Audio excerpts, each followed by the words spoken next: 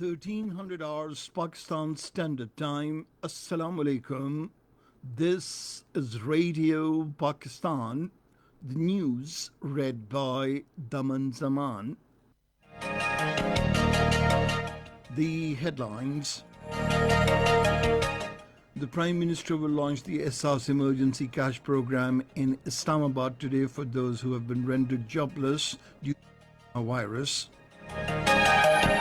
The Information Minister says the world is hailing the Tiger Force established by the Prime Minister for the assistance of the masses during COVID-19 crisis.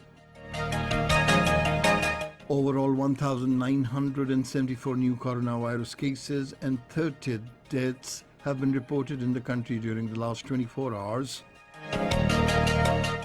A senior Indian diplomat was summoned to the Foreign Office today and a strong protest lodged over the continued ceasefire violations by the Indian occupation forces along the line of control.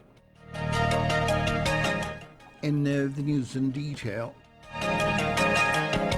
Prime Minister Imran Khan will launch the SARS Emergency Cash Program today in Islamabad for those who have become jobless due to coronavirus.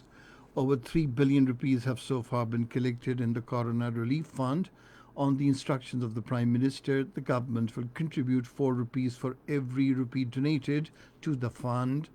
Donations in the Corona Relief Fund and release of funds from it is being carried out in a transparent manner.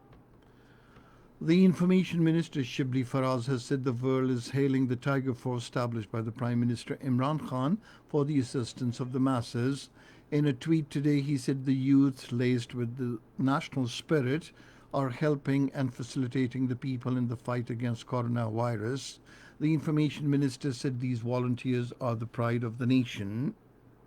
Meanwhile, Daily, the Telegraph of the United Kingdom, in a detailed piece, has said the initiative of Tiger Force will tap into the youth population, that is the country's one of the biggest resources. The force will provide masses of enthusiastic volunteers to aid the police, civil servants, and health officials during the coronavirus crisis. Their tasks will range from ensuring social distancing rules at public places and food shops and also help hand out emergency cash payments to the poor.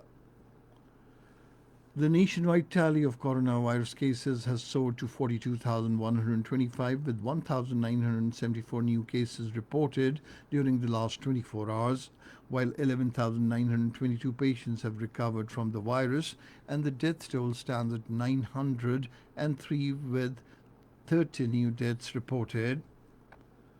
The death toll from coronavirus has risen to 316,671, while more than 4.8 million confirmed cases reported across the world.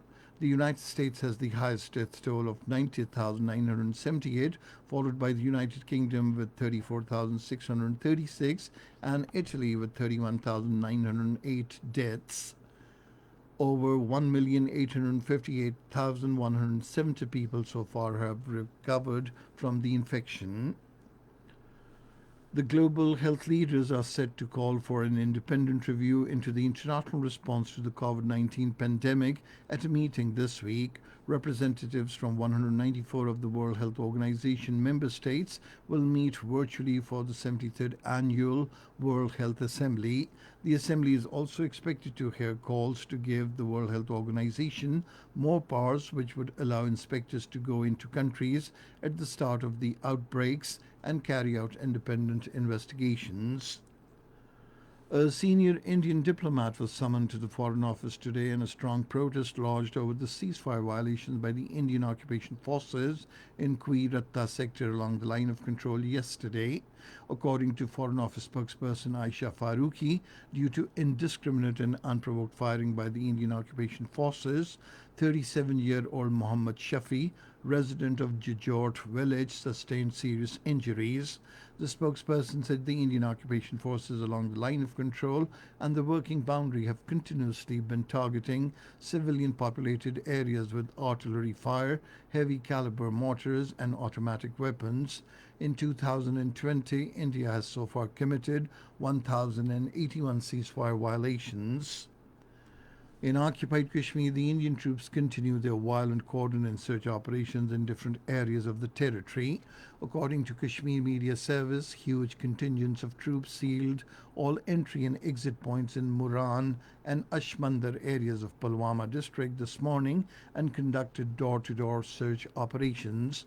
Meanwhile, the civil society members, while expressing serious concern over the harassment and arrest of the youth during the operations, urged the international community to take serious notice of the worst political and human rights situation in occupied Jammu and Kashmir.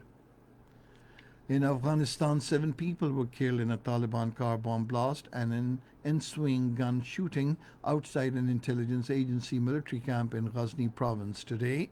According to Provincial Public Health Department, the incident occurred when security forces members stopped the militants to enter the station.